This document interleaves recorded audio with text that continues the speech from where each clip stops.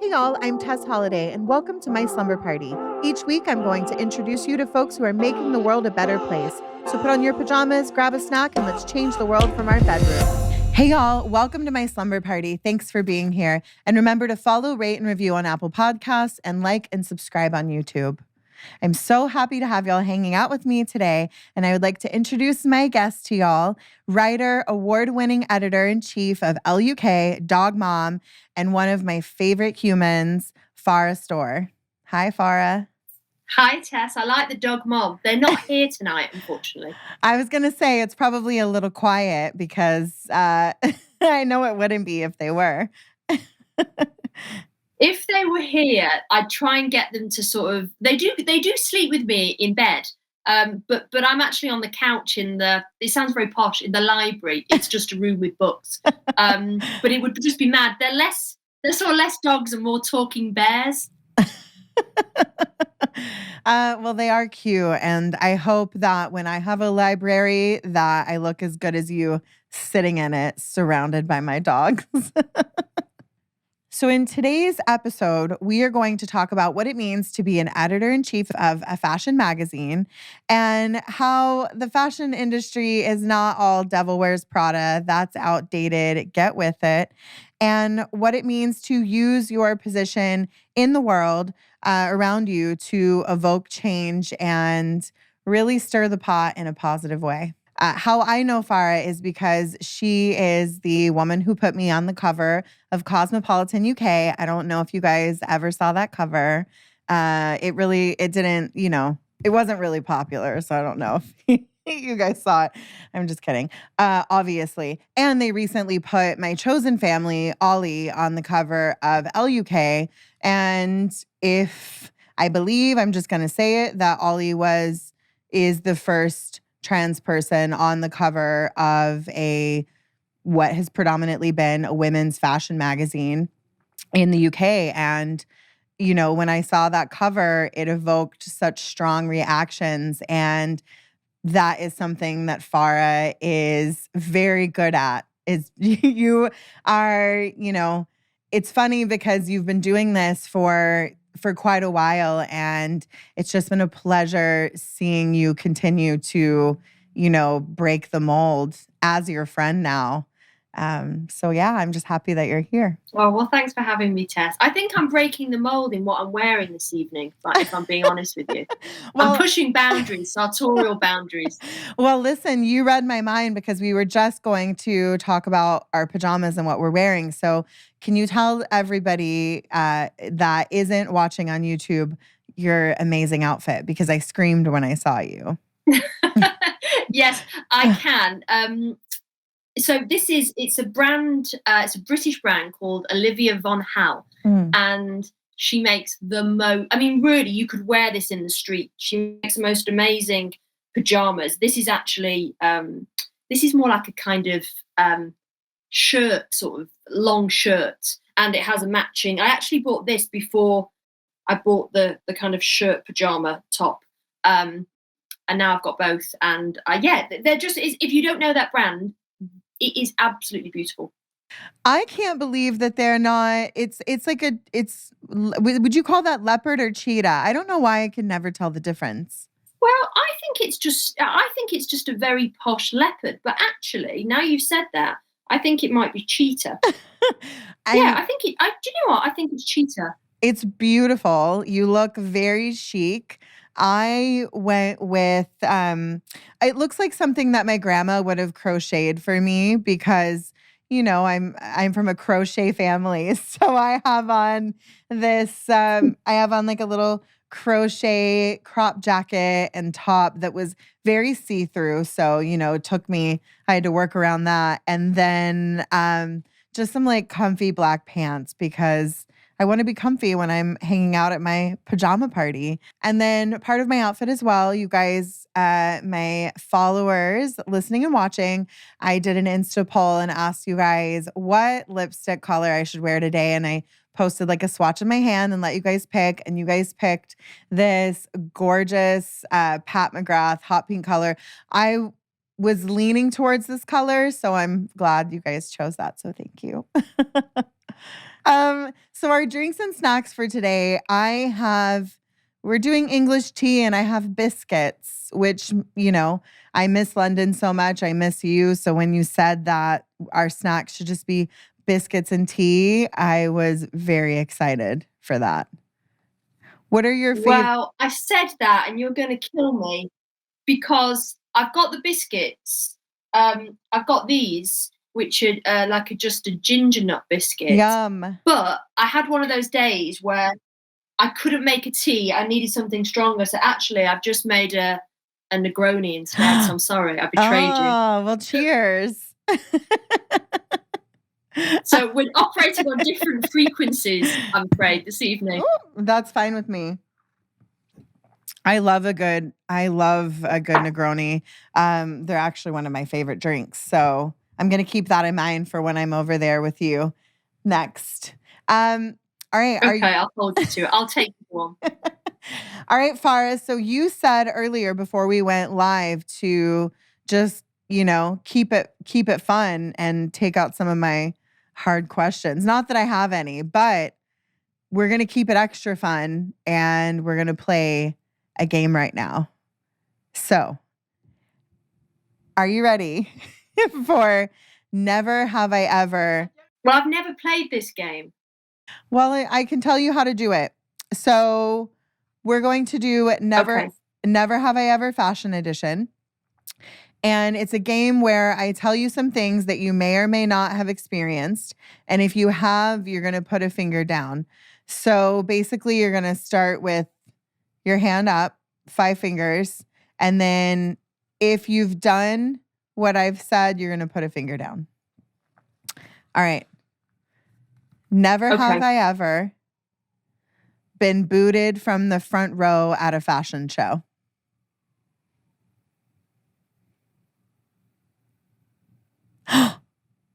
Really? What happens now?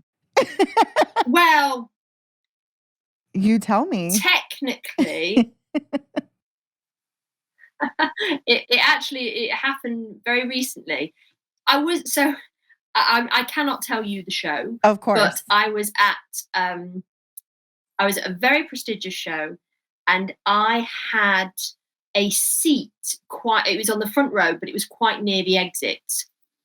And I was sat there, and suddenly, before I knew it, there was a sort of scrum of people around me. And Anna Wintour was sort of walking towards. And I was like, this is strange. And it turns out she wanted that seat because I think she had to get the train really early. Yes. So she had to leave. Yes, I was asked in a really nice way, would I mind swapping seats?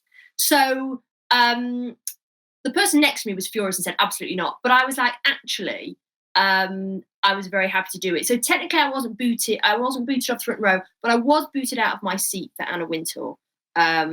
So it's kind of like a half. I mean, of course that would count. No. Yes, what a great story. Of course that would be your story. But then I did end up sitting next to the then editor or the ex-editor of French Vogue, who was so delightful and so fun. So actually, it all worked out. I love that. All right. Never have I ever worn the same outfit as someone else to a fashion event.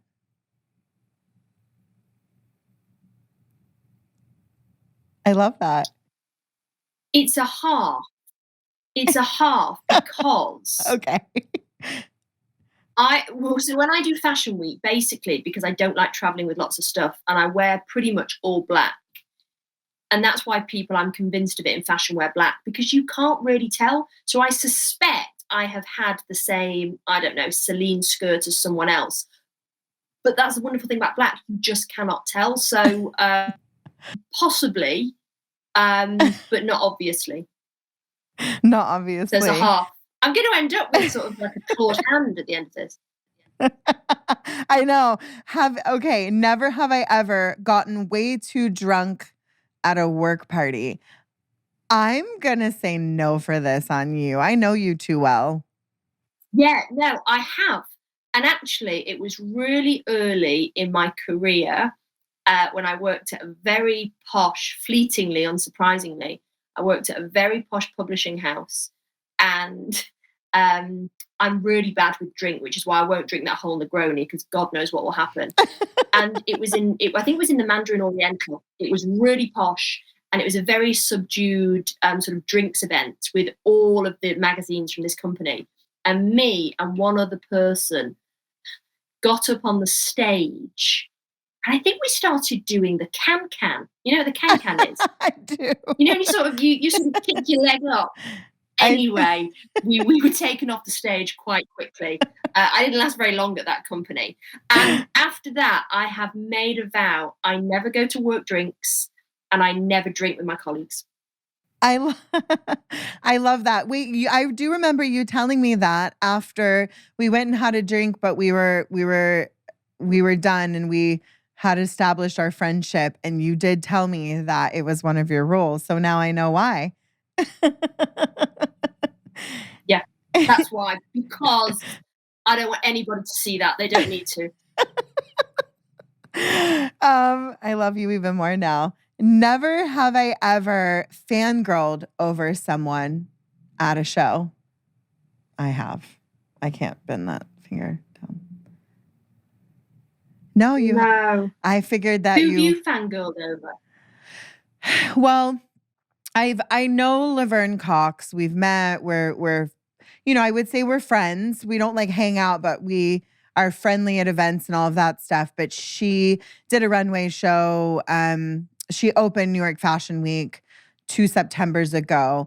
And I fangirled over her, not in like the traditional sense, but just it was such a powerful moment that I just completely lost my mind and was like screaming front row while she came down. So I don't know if that counts, but I knew her, we're friendly, but it was such a powerful moment that I just blacked out. I don't know what happened. It was great. Not like actually blacked out, but just it was, yeah.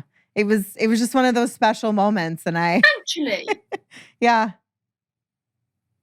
I suppose, do you know what, actually, but it's not in this sense. So I really, really love the artistic director of Dior, Maria Grazia. Like, she is just somebody at the top of her game, but is just...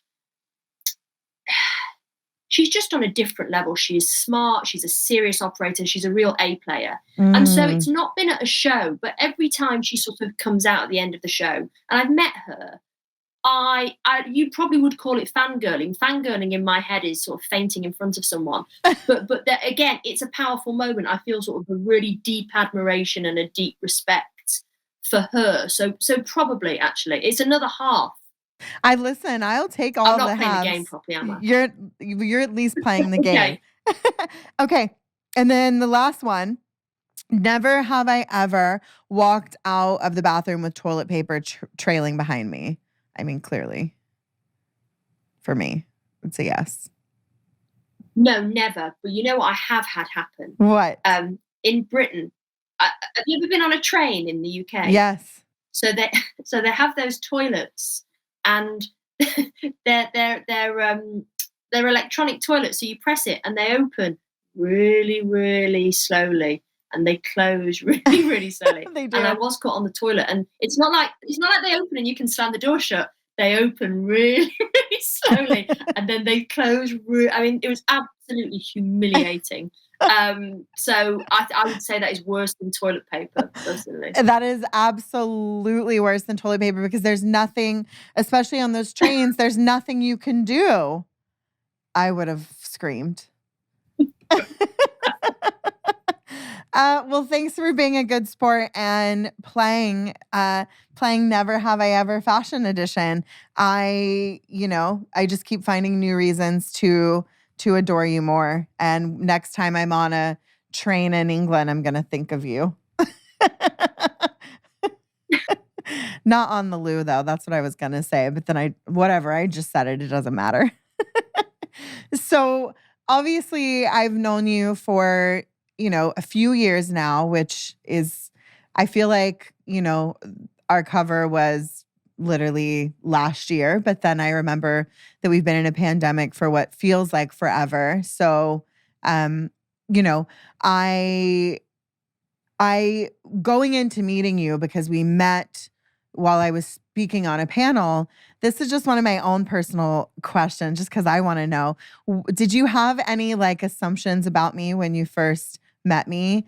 Because you're so like, at least how I view you, because I admire you so much, but you're very professional. So I feel like you probably did your research on me because that's who you are. Well, I think so. You are right, of course. I mean, obviously, as a journalist, what you are trained to do and what you should do is withhold judgment. So you Mm, should read everything there is, the good and the bad, and you should always try and be impartial. But of course, you are right. That is everybody would be a liar if they said they didn't come to the table with whether you call it a bias or what you call it, with, mm. with, with some sort of judgment. I think with you, it would. I think I was just interested to know what you were all about. So um, I didn't, because I didn't know a huge amount about you, but I'd done all my research. I was really interested in how this individual had got to where they'd got, in spite of everything. And so I suppose there was a part of me which thought, well, and by the way, this is not to denigrate what I'm about to say, but there was part of me Of which was like, course. God, I bet she is tough as old boots. I bet to get where she's got, and there's been all these hurdles. I was like, you're probably dealing with somebody who um, is a hustler, who really knows how to work it, and Mm. all fair play to them. And of course, when I met you, I didn't actually feel that you were like that at all. And actually, I felt you were quite.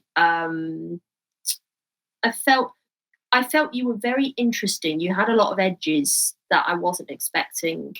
You Oh, had a lot of um, insight about yourself, which I often found very interesting. And I didn't actually find that you were a hustler at all. I found the opposite, which is you were someone who had found themselves in this place. You were famous at that point, not as famous as you are now, but you were famous. And I felt that you were quite. I don't know. I felt like not that you were fragile, but I suppose that hard edge, that sort of hard hustling edge I had expected was missing. It wasn't there. And mm. so it made me intrigued about you to go, well, hang on a minute. What has made this person take flight? Yes, she's beautiful. She's really smart. And I think obviously the intelligence thing was like, well, you know, um, I want to know more. So yes, I suppose if there was any judgment, and it's not really judgment, but it was that I thought maybe you were a sort of hard-nosed hustler. And I kind of like people who are like that, actually. Yeah. But you actually were not that person. And I actually thought you were sort of more interesting because of that.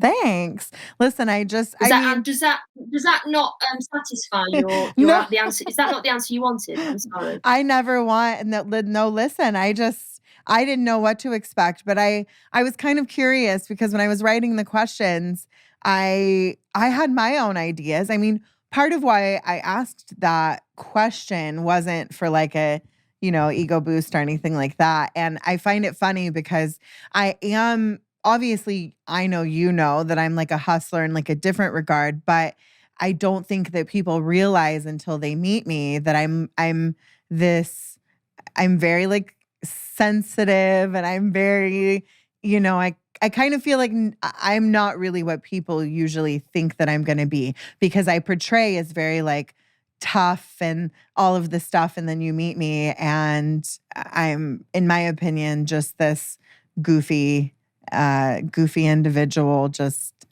finding my little path. Yeah, so you could look at your Instagram account and you could see you, and you look sort of super confident, really ballsy, and there is that element to you, I think. Mhm. But yes, and I think because I had read the book, um, I'd read the book a couple of times actually.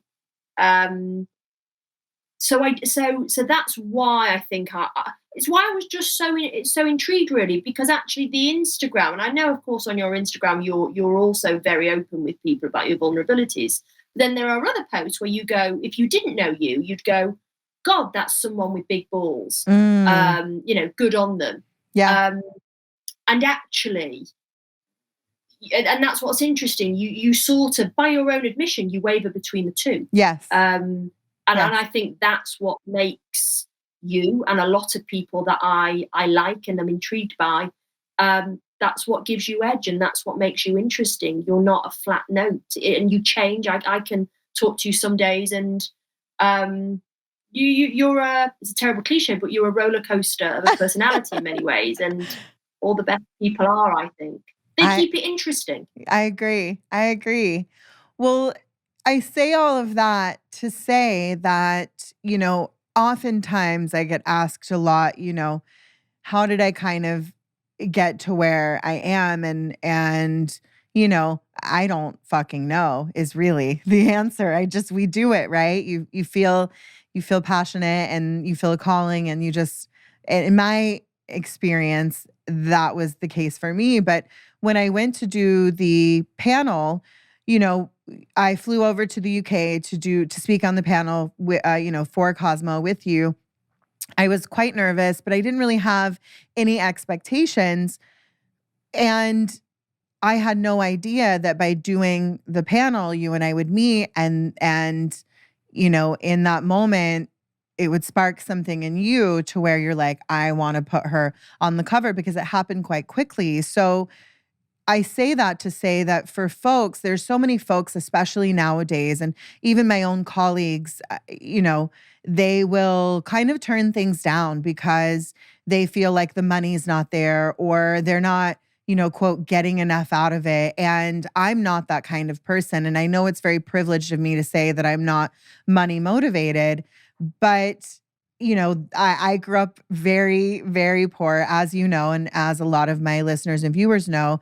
We had nothing, and I had nothing until, a couple of years ago. So I don't say it in that sense. I just, I don't operate in a scarcity of money, but I think it's really important to take opportunities, even if you don't always feel like you're not getting like this big payday out of it, because you never know what's going to happen. And so my question for you, it's the longest question that I've ever asked in my life, clearly, is, I guess, like, what is your advice for folks? Because I'm sure you've seen this in your own industry, where folks kind of mess up by not taking an opportunity because they're looking at it from the wrong angle. Yeah, and it is very hard, isn't it? Because actually there is a lot of people, a huge amount, who will expect people to do things for free. So I do understand those people who go, hang on a minute, I need to be paid for my time.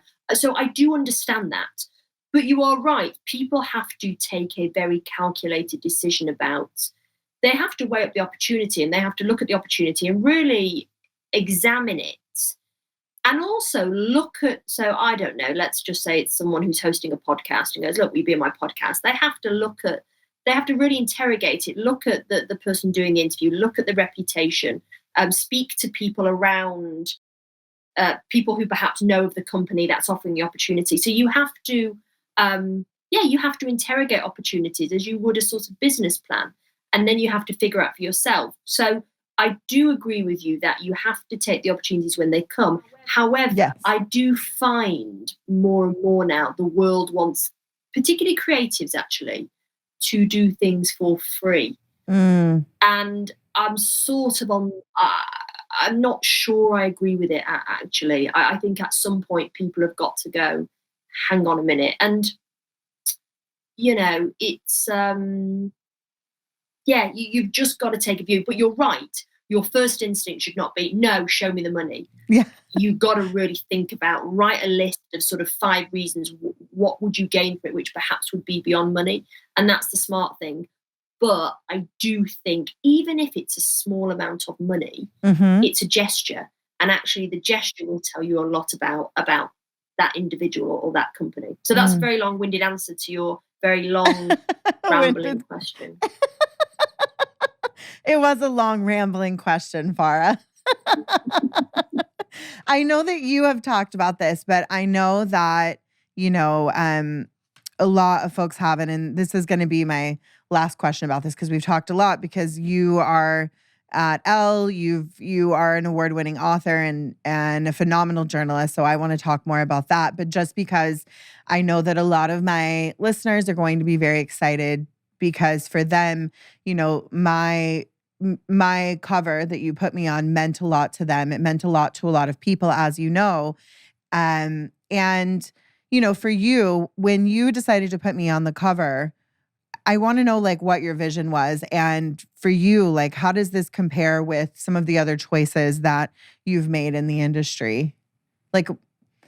I knew you were going to get pushed back as well, but I know you well enough to know that you weren't focused on that. It's bigger for you. Well, I think it started, isn't it? It always starts with the story. For me anyway, because actually I'm a journalist and I've come up through the writing path rather than the visual path.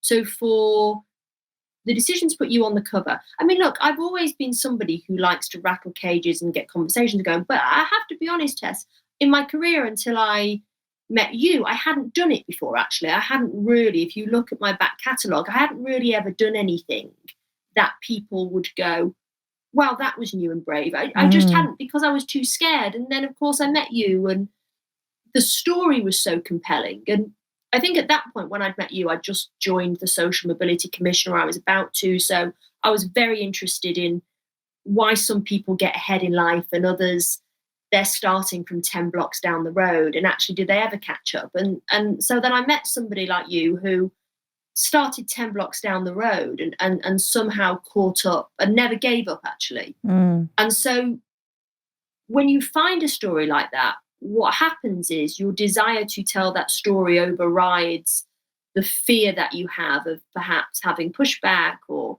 perhaps getting in trouble or perhaps people saying this is not the way we do things. So by the time I had met you and I had understood your story, I was sort of bowled over by it, and I knew that it was a duty as an editor because Cosmo is a young readership. It's women in their sort of teens and 20s. Certainly for the UK, I thought it was a story which was worth telling. And this is the interesting thing. The fact that you were a different body shape to people who had come before you didn't really register. It was the story. And of course, your body shape was part of the story. It was, poor background, the domestic abuse. Yeah. You were, you weren't 6 foot. You were. So the whole package was like this incredible story of resilience, which is worth, I thought, telling to a generation of women, young women at that point, who the culture at that time, I don't know if you remember, was very much about fragility and safe spaces and what you're scared of, remove yourself from it. And of course, as you know, and my book is all about this, which is, well, there is another way, which is actually you approach the things you're most frightened of and you become stronger, you become braver. The fear doesn't go away. So you summed that up for me.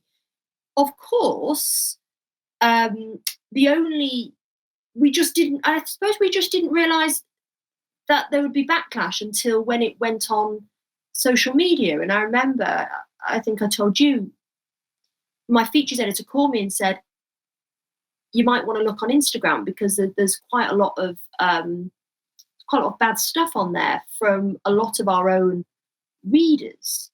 And so we started to see, these reams and reams of difficult comments. But of course, what then happened is the sort of knights in shining armor, or not even people who defended you came along, and this sort of conversation happened. Yeah. But I suppose and of course, then you have someone like a Piers Morgan who heightened it all. And so it became just a very interesting moment. But the point is, I suppose, which again, now I'm being long and rambling, the point is, if the story is strong enough and you feel you have an opportunity to tell the story, then the backlash really just fades into the background, actually. And so you have to have such a strong belief that something is the right thing to do, that it overrides the fear. And that was the case with with you putting you on the cover. I love that. And, you know, I love that you approach it from a different way than a lot of people would. And I think that that's why it was so impactful, because oftentimes people aren't able to kind of step back and look at all of it and look at it from the angle that you are. And, you know, I think oftentimes people do put folks on covers, especially in fashion, without, you know, because they know it's going to do well, or because it's that person. Or look, people also don't understand that oftentimes people are on covers because they are like promoting things or whatever. It's a whole thing that I don't even want to get into because I don't want to derail from what you said. But, you know, it's refreshing because I do think that, yeah, it meant a lot to a lot of people, but for you, it was more about my story. And that's really the only reason that I'm here, is because of perseverance and pushing through. But, you know, that cover changed the trajectory of my life, and, you know, really raised the bar for a lot of publications and got a really big conversation started. And I just want to thank you for that, even though I've told you before. But remember, Tess, it's not down to the editor. I took a decision to do that, but if you hadn't have been a sort of willing partner in it on the day, if you hadn't have gone, yes, let's go for this, let's do this. You know, we came up with a very clear concept of what we wanted to do. You could have said no.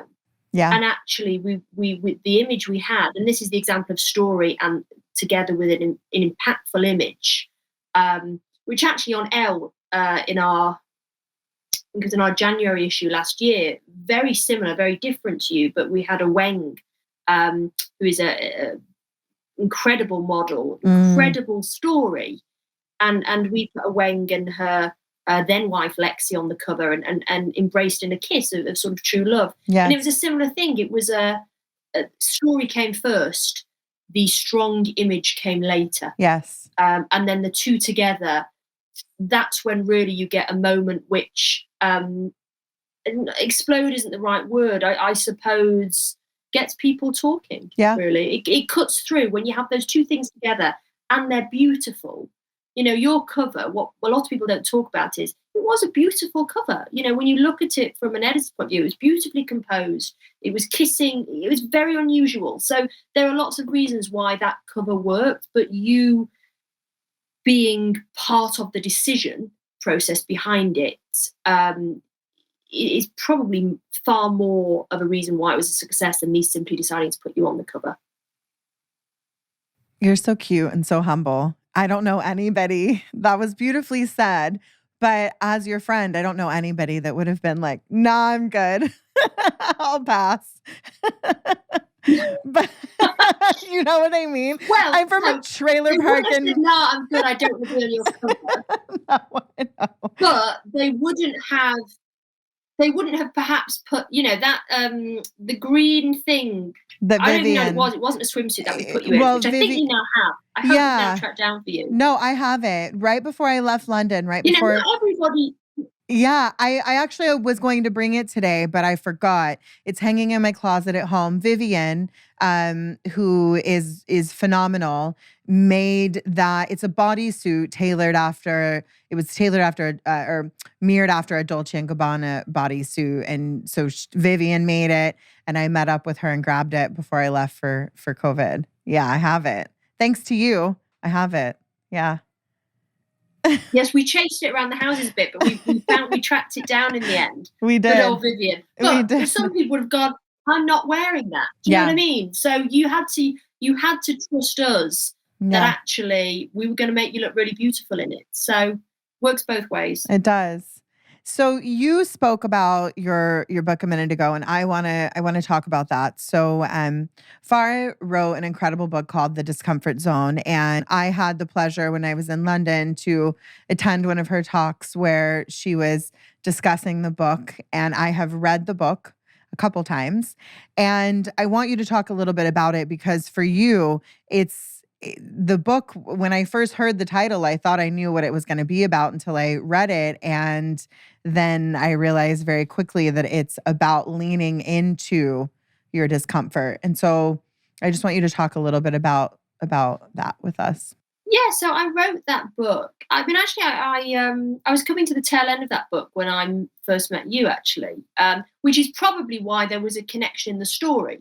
I mean, essentially, I wrote that book. I did not have time to write that book, but I wrote that book because I just felt that there was a cultural shift happening amongst a young generation when I was editing Cosmo, which was, and I mentioned it earlier, which was a sort of a fear of difficult situations. And my worry was that the world is not going to stop being scary and uncomfortable. So the best and perhaps most helpful advice I could ever give to people was not to actually shy away from it, but actually was to approach those things you're most frightened of. Because, of course, when you do that, I think people don't approach difficult things, whether it's public speaking or a job interview or whatever. They don't approach it because the narrative they tell themselves is that the entire experience is very, very difficult from beginning to end. And why would you put yourself through that? But the truth is that any situation only has very brief moments of discomfort in it. There are only tiny things within any situation, a job interview, public speaking, breaking up with someone, that you're really fearful of. So it might be, if it's public speaking, I always give the example of most people are actually scared of that moment when you first stand up on stage and everybody is looking at you and you have to silence them. If you identify the thing that is really stopping you from going forward, and then you come up with a plan with how you remedy it, everything in between is as easy as breathing, and actually it's enjoyable. And so the book is very much, it's interviews with people who've taken that approach in their life. And it's sort of a kind of self-help manual for talking people through how to approach those things in life that they're most afraid of.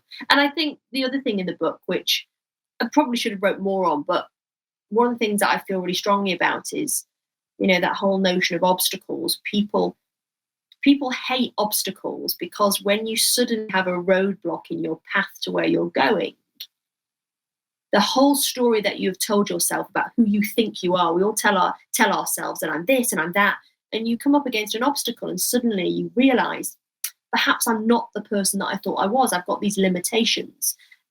And realizing that is really terrifying. But actually, I've always thought, and more as I get older, actually, that the key to sort of success is understanding what your weaknesses are, almost more than what your strengths are. Because once you know what your weaknesses are, you can either figure out how to get through them or you can just avoid them. And so I always, sort of with my team, I throw little obstacles in their way. Obstacles for me are the most important thing in the world. So it's another long-winded one for you, but that's sort of a summation of the book. But there's lots of interviews with people who have sort of achieved massive success through stepping into the discomfort zone, and I kind of think it's not a bad mantra for life. Like every day, human beings are made to carry a bit of stress. Actually, we operate really well under it. Our cover was pretty stressful, but actually it felt really challenging, actually, in a way. And you come out the other side, and probably you as well as me realized all sorts of things about ourselves because of that experience. And by the way, that experience, that cover, as you know, it went on for a very long time. The conversation, the difficult conversations about it. So that's what the book is about. It's also just been released, or it's for pre-order right now for paperback. I pre-ordered my copy, so you guys can do the same. It's a good book to have in paperback because you're going to want to write a lot of notes. Trust me. I now reading it through a couple times, it's a book you're going to want in paperback. Did you find that when you were writing the book that you had some things that you still felt uncomfortable confronting, or maybe things that, because I know when I was writing my book, while it's very different because mine was a memoir and there were a ton of typos and grammar was messed up and whatever. So definitely not comparing the two. But as someone that's written a book, I know you go into it thinking one thing and then it kind of changes and evolves. So for you, was there something that you really went in thinking, I guess like one instance where you thought this was kind of your understanding of it, and then through writing it, you saw it a bit differently? Well, there was there was one person actually in the book. She's an entrepreneur. She's an amazing woman. She's called Marcia Kilgore.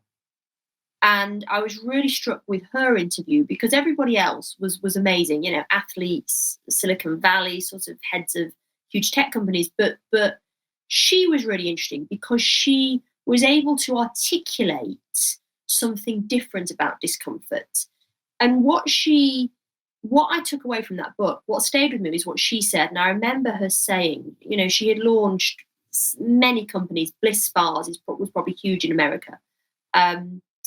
She said, actually, the grind, the difficult bits, the grind is the really enjoyable bit. And you only realize that once you've got to the top. The top is not where the enjoyment is to be found. The enjoyment is that steep climb to the top. And I think it really stood with me because it tied in with lots of things I'm 42 now, and on paper, I'm probably at the top of sort of, certainly of magazines. That sounds very arrogant, but you know what I mean. No, I know what you mean. And I think people think, you know what I mean, technically on paper. And so I think a lot about success and what success is, and actually all this striving for success and to be the best and to get to the top, that actually I often think we have it all wrong, because actually there's a Philip Larkin poem, and this is not that I'm sort of paraphrasing, but it's like success is an empty attic. And it often feels like that. You get to the top and you go, is this it? And then you look where you've come from, and all the bit that you thought was hard, that was the good bits. And I think that's why I always say to people, it's a really good idea to have a really shitty job, which is miserable, and to remember that, hang on to those memories, don't lock them away, because when you're going through a job which is challenging, or a relationship which is challenging, you want to compare it to what bad looks like and what challenging looks like. And you can only do that if you hold on to what bad really looked and felt like.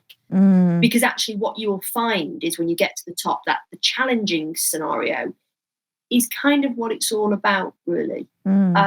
So, yes, I think it didn't change my perception of what the book was about, but I came away and I started to question a lot about success and a lot about what she said, really, which is that the beauty is in the grind of it all.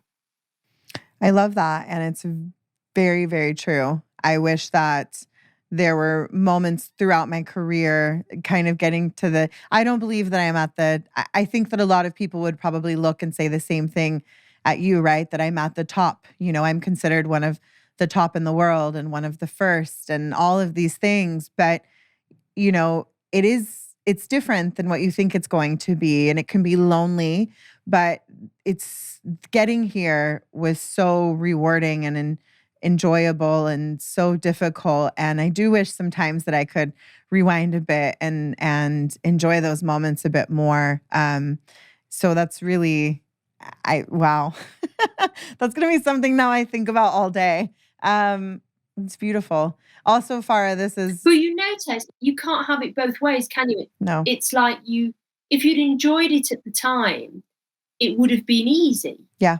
So you have to have, but it's a bit like people who go when they're older, they go, God, I wish I had my wisdom that I had. I wish I had the wisdom I have now with the beauty of my youth. But the point is, you don't get to have both. Yeah. That's the whole point. It's sort of the hot dichotomy of it. That is the point. And it would almost be pointless if you had both. So along the lines of what you just said, I want to talk about, you know, your work is so fast-paced and so intense.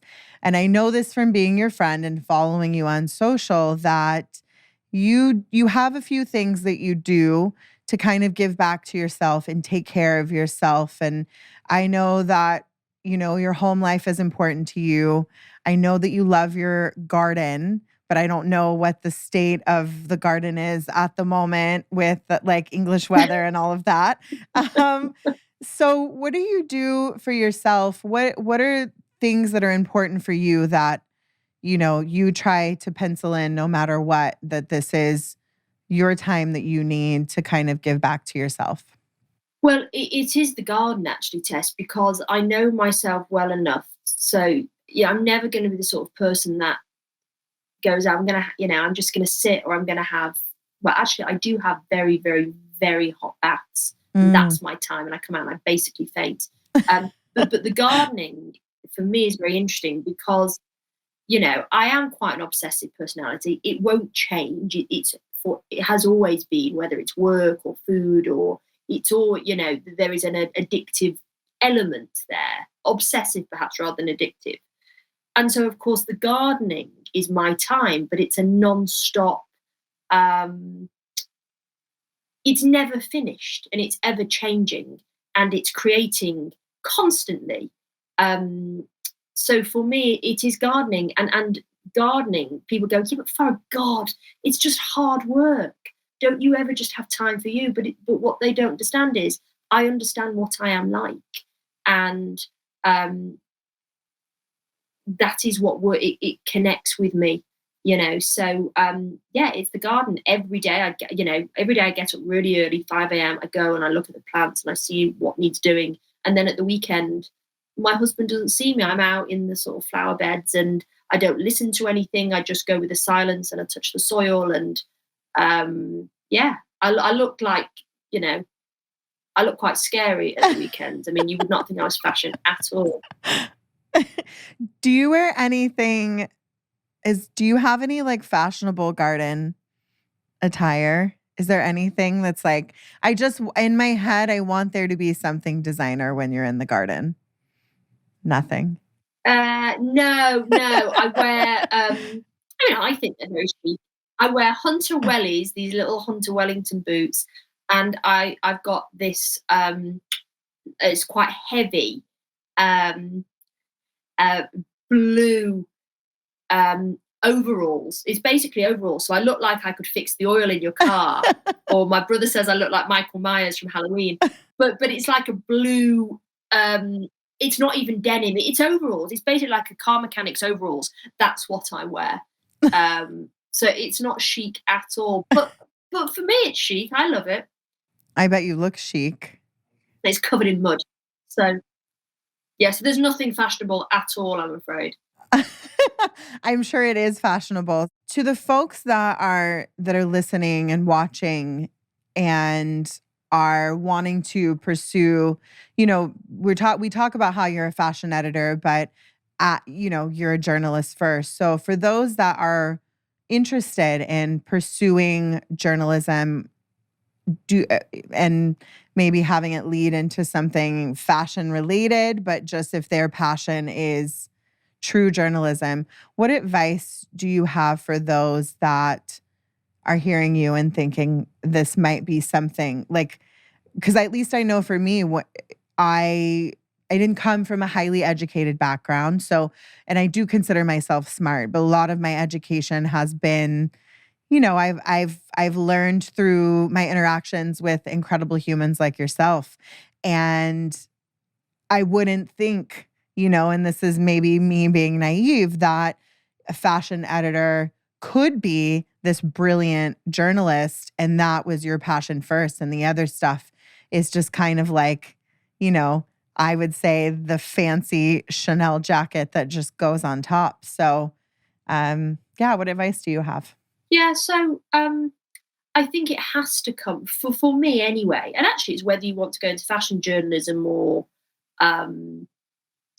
just journalism, is drown out the noise. A lot of people have brilliant ideas, and particularly now, they're so terrified of reprisals by social media that actually they dumb their ideas down.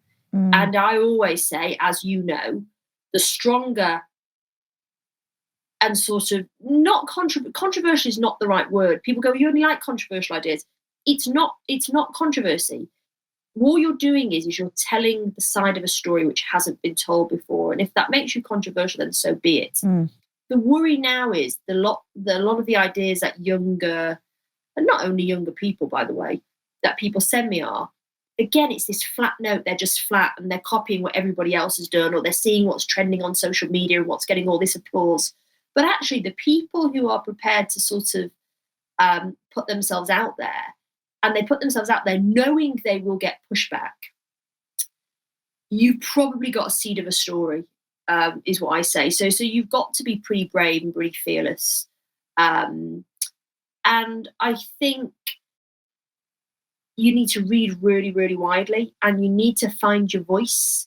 And the best way to find your voice is actually, it's very old school. You keep a diary and you read it back, and you'll start to notice your natural voice. I often say to people, because people often say, well, how do I find my voice? And of course, your voice changes all the time, but ask a friend or someone who knows you really well, what is my character? And usually what your character is translates into your journalistic voice. Record yourself when you're speaking, and you'll get, so for example, your book, you write like you talk.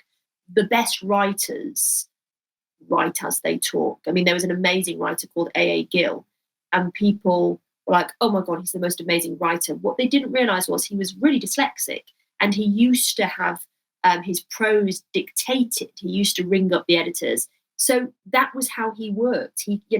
So keep a diary, record yourself, listen to yourself back. How do you speak in conversations? And then you'll go some way to finding your unique voice, and having a unique voice is very, very compelling for an editor. I never even thought of that. I mean, I keep a diary because, I just chalked it up to me being just an emotional being that has to just write everything down. But, it's nice to look back on them, which I often do, and to not only see my growth, but I notice a lot of maybe patterns that I don't love and things that I want to change. And some of my best ideas just come from me scribbling in my diary each night. And even if I'm too tired, I keep a book and my jeweled pen that was a gift from actually my friend that made one of the outfits that I wore in our cover by my bedside. And it's just a good thing to do. It's hard to get in the practice, at least for someone like me. But yeah, I never thought of that before. So I have a couple more questions before I let you retire for the evening, because you are already at least dressed for your for your slumber. I think a lot of people often view fashion as frivolous, and they kind of chalk fashion up to merely what we're wearing, and not really how I view it and how I believe you view it. And you've used fashion to really kind of shift cultural change. To those that maybe think that fashion is frivolous, what would you say to them? But it depends what you feel the purpose of clothes are. And clothes are so connected to who you are or who you want to be to the world, that they're incredibly revealing. And there's a very intimate relationship between wearer and clothes. And if you sort of examine the clothes you're wearing, you learn so much about yourself, and you can look back on a wardrobe of who you used to be and who you've become, and who you go on to be. So the whole premise of fashion and clothes is actually it's filled with real depth and sort of personal insight. The other thing is the fashion industry. I mean, it creates billions of pounds. The people running fashion companies are some of the brightest, sharpest individuals you'll find. The other thing that I would say about fashion in my experiences, it's also not this sort of cutthroat, devil wears Prada approach to one another. Actually, it is, there's a lot of sort of sisterhood in it. I mean, it's in my experience, it's largely female. So of course, what comes with that is there's a lot of support. I actually think that the sort of frostiness, so on the front row, often people don't talk to one another. But my belief is that that's not because of any sort of competitiveness. it's simply because people are there with a job to get done. These are serious individuals who are A players. And that's what it comes from. There's a lot of people in fashion who are incredibly shy. I mean, of course, the Devil Wears Prada archetype was based on Anna Wintour, but I assume, I mean, I've met her a couple of times, only briefly, but it's somebody who probably is, naturally probably slightly more introverted, is not a fan of small talk, wants to get things done. I mean, I don't know, of course, but I think to always assume if somebody is quiet or look, you know me, I always assume the best of people. I try to assume the best, and so but I do think that archetype is very outdated. I also think, and I probably remember, came to the fashion world later in my career, I think it has changed an awful lot. And I think that archetype feels very, very dated now. And, being unkind, it's not really seen as particularly cool to behave that way, actually. I would actually say it's very frowned upon. So, I think there are a lot of illusions, because I also think it's very easy to dismiss fashion because it's quite hard to break into it as well. It's actually very easy with anything which is difficult, or is to just brush it off and go, well, it's this, I didn't want it. The truth is, it can be quite a warm, wonderful place. And actually, I would encourage, anybody to follow a career in the fashion industry without doubt. I absolutely agree. I had literally no experience in the fashion industry, and now being in it for, I would say the actual fashion industry, I've only been a part of it for the last few years. But as an outsider looking in, you did see the culture, you did see how catty it was. It was a real thing, but now, especially in the last 10 years, 5 years, you've seen a shift, and it's been really wonderful to see because, it kind of solidified what I knew all along, that I personally get to call so many wonderful people like you my friends, but it's not because of who these people are. It's because, I say who, I mean like editors, right? It's not like the jobs that they hold, but like their integrity and their heart. And fashion has literally changed my life. It's given me an ability to express myself, and it's given me a safe space where there's so many others kind of that are going to fashion for the same reason, that we didn't maybe always feel understood, or we couldn't express ourselves, or that was our space where we could. And so if anything, I have found more love in the fashion industry than what I initially thought stepping into it. So before I ask you my last question, I want to ask, what is the most rewarding part about the work that you do? There are two things really. One is, again, it's such a cliche, but they're cliches for a reason, because they're true. And I think COVID has highlighted this, which is the people you work with, working with creatives who are not really in it for the money, because you don't go into magazines or journalism for the money. You go in because you have a creative urge sort of pulsing through your veins, and to work with people who are like that in an office every day is a real honor, actually. So that is the first part. And I suppose for me is the platform you have to start conversations that you believe nobody else is having and that are worth having.